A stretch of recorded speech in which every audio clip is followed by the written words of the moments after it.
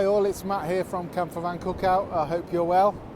I'm talking to you today from a very breezy Brean Sands, although apparently it's like that here all the time.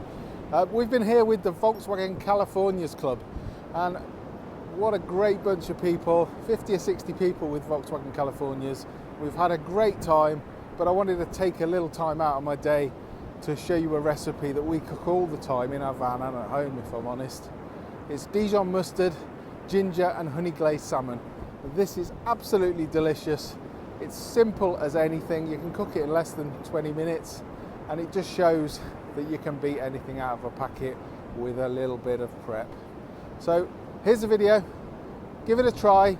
Let me know what you think. I hope you like it, and take care out there. This is a really simple recipe, so you'll be glad to hear there is not a lot of ingredients. So all you need to serve two is 2 salmon fillets, some honey, some Dijon mustard, 1 lemon and a thumb of ginger.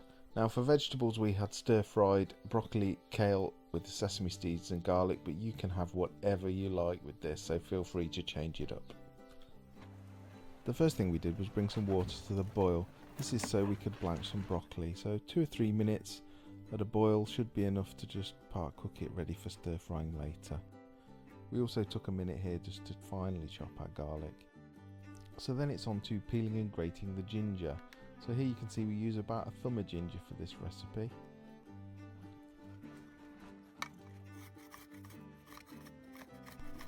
So next it's zesting the lemon. So you want about half of the lemon for zesting. Don't use the whole thing or it can become a bit overpowering.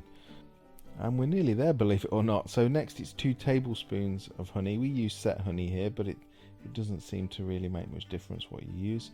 We preferred the set stuff.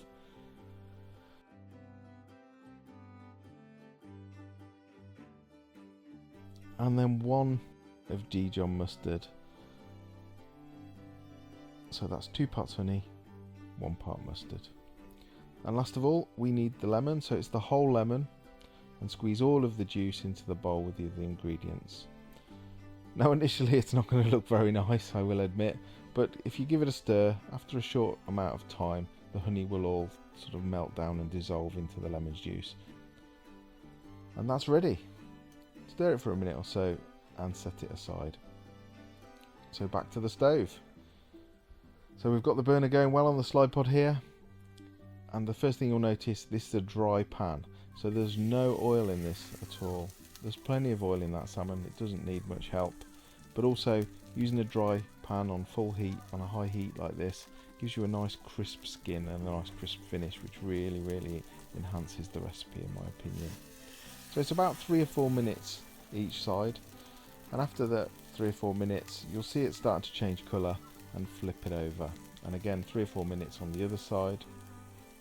Now you should see after that second set of 3 or 4 minutes, the majority of it will be a lovely light pink colour.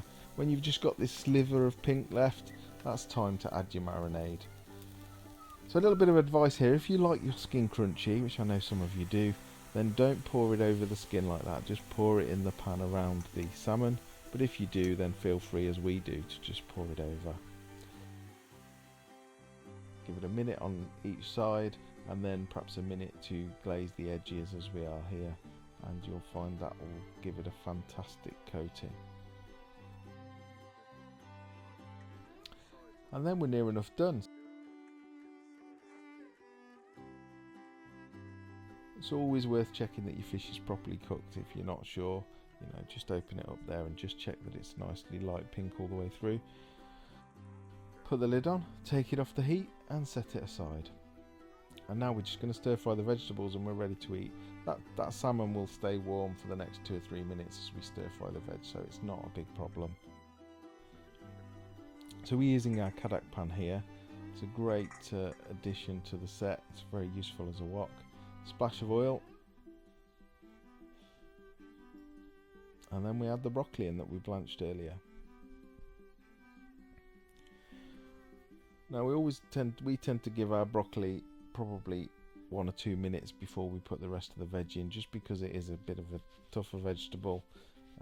When you blanched it, you should find that your knife will go in quite smoothly and quite easily, which shows that it's cooked. and then we're just giving it a nice finishing touch here.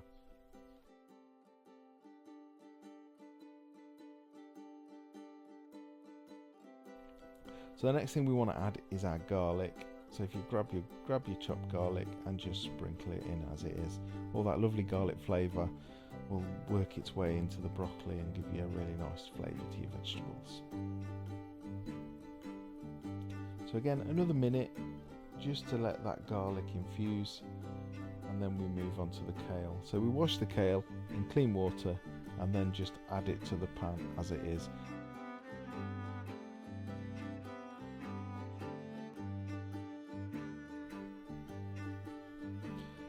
So we just keep stir frying now until the kale's cooked. So you'll know when it's cooked because it will start to wilt down and it won't be taking up quite so much volume in the pan. And once you get to that point, it's just a simple case. Keep it moving, but once you get to that point, just sprinkle in those sesame seeds, give it another 30 seconds, and you're ready to serve. Now some people like to toast their sesame seeds, that's up to you, but if you do want to do that, you need to do that before you start, probably one or 2 minutes tops, just in a dry frying pan, just over the heat, just until you start to smell that lovely toasted smell. So the veg is on the plate and we're dishing up. Now we do tend to serve it skin side up, but that's just presentation really. We think it looks a bit better on the plate, but if you're not a fan, feel free to put it the other way up. And if you like a little bit of the sauce that's left over, then again feel free to pour that over, but that's totally up to you. And you're ready to go. So there you go, that's our glazed salmon. We eat that all the time. This lasted about 2 minutes. It definitely took longer to cook than to eat, even though it's so quick. So we hope you'll give it a go. Let us know how you get on. We'd love to hear from you, and we hope to see you again soon with another recipe. Take care. Bye.